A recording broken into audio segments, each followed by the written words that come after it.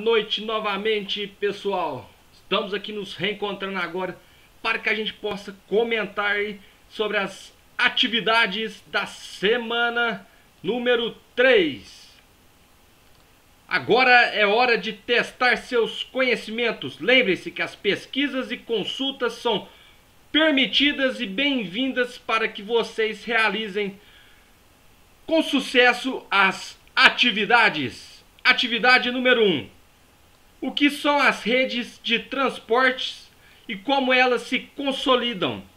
Turma, uma rede de transporte é um conjunto interligado de rotas específicas, onde a gente tem toda essa circulação aí de pessoas, de bens materiais, de matéria-prima, tudo que a gente tem de recurso que a gente possa estar utilizando na nossa sociedade, onde a gente tem a necessidade de circulação, seria então essa rede de transporte, né, que permite, né, que está todo esse conjunto interligado de rotas específicas que nos levam a alguma determinada região e que a gente possa então estar escoando, transportando todas essas questões aí que a gente comentou de matéria-prima, tudo que a gente produz aí que a gente precisa estar levando para algum lugar. Então a gente tem essas redes de rotas específicas interligadas que possam estar aí nos permitindo toda essa circulação de bens materiais de consumo que a gente possa ter necessidade. Atividade número 2. Explique o porquê da necessidade dos modais de transportes estarem atualmente interligados nesse mundo globalizado.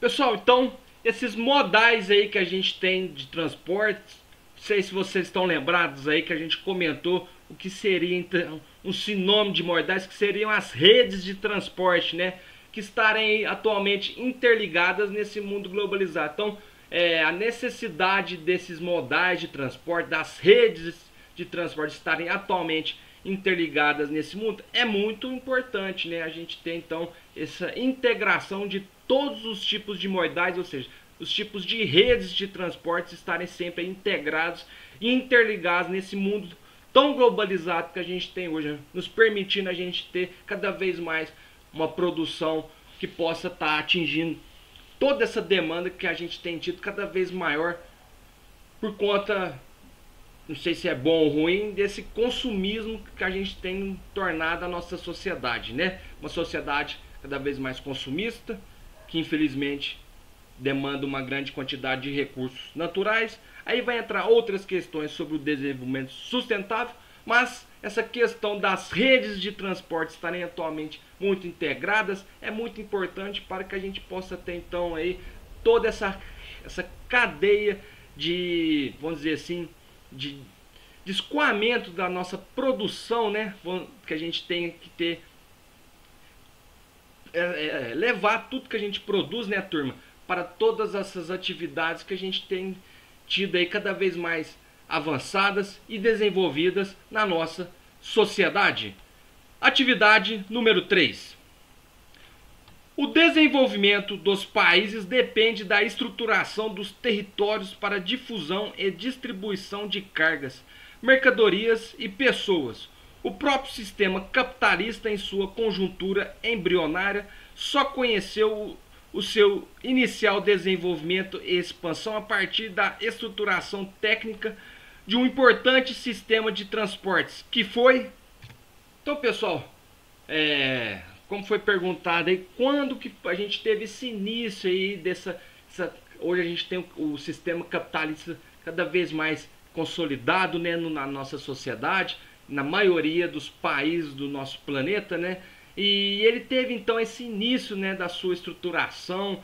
Ele só teve esse surgimento do capitalismo a partir de quando? Vamos dizer assim, a partir das caravelas de longo alcance no século XVI, quando a gente teve então a sociedade europeia, né, os países europeus, onde a gente tinha ainda quase o eurocentrismo, né, vamos dizer assim, onde os países europeus a partir da expansão marítima, buscarem novos territórios, novas regiões, né? E com isso a Europa começou a entender melhor como se funcionava esse mercado, né? Onde essas expansões marítimas tiveram condições de levar mercadorias, buscar novos territórios, onde a gente teve aí uma exploração de novas regiões, novas riquezas. Então o capitalismo teve então esse alcance, né, esse surgimento a partir da expansão marítima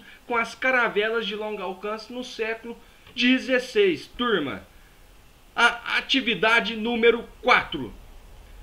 Em geral, países com dimensões continentais encontram mais dificuldades em desenvolver uma logística eficiente, pois além de enfrentar as distâncias ao desafio de se superar as diversidades climáticas e os obstáculos naturais, nesse sentido, esses países precisam desenvolver políticas que visem a diversificação de seus modais, ou seja, suas redes, e ampliação da tecnologia adequada.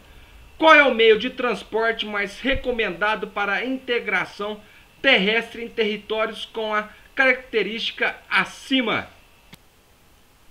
Pessoal, então aí nessa atividade número 4 está perguntando qual é o meio de transporte mais recomendado para a integração terrestre com as características acima. Quais seriam essas características, né? Onde a gente tem aí com um país com dimensões continentais, né? Onde há o desafio de superar diversidades climáticas e obstáculos naturais, né? Então a gente tem toda uma diversidade aí de adversidades, né? De barreiras que nos tragam uma dificuldade, né? Para a gente estar tendo uma infraestrutura aí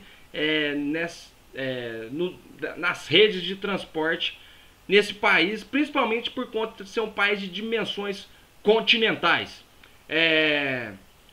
Qual seria então o meio de transporte mais recomendado? Seria o ferroviário, né, onde a gente tem uma capacidade de atingir essa grande dimensão continental com uma implantação dessa rede de transporte com custo mais baixo, né? E ele tem uma capacidade de escoamento da produção de grandes quantidades, né? Então com isso facilitaria muito se o país investisse na infraestrutura dos seus meios de transporte, principalmente no sistema ferroviário.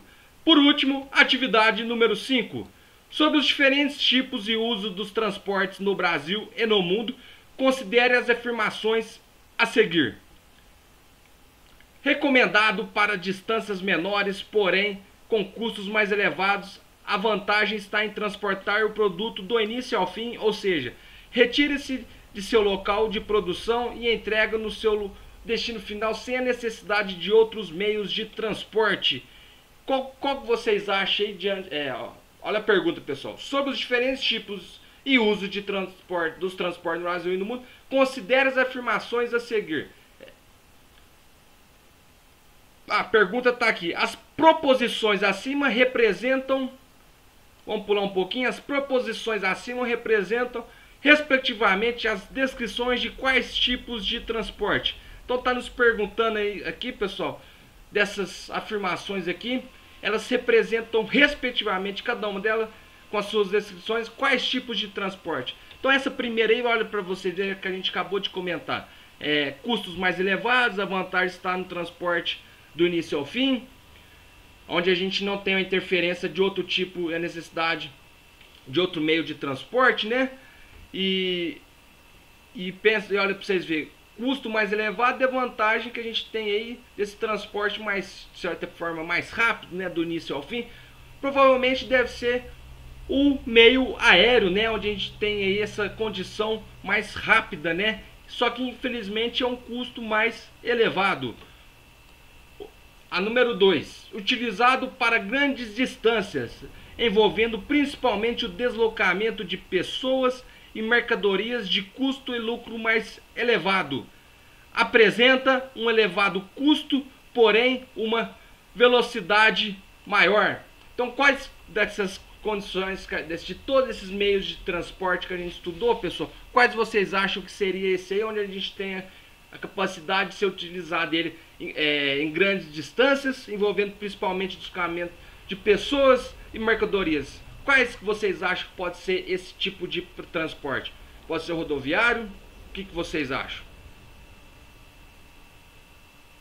Pode ser que sim, né, turma? Recomendado para países de grande extensão territorial, apresentando altos custos em sua estruturação e baixos custos em sua manutenção. Transporta pessoas e mercadorias consumindo uma quantidade de energia relativamente pequena.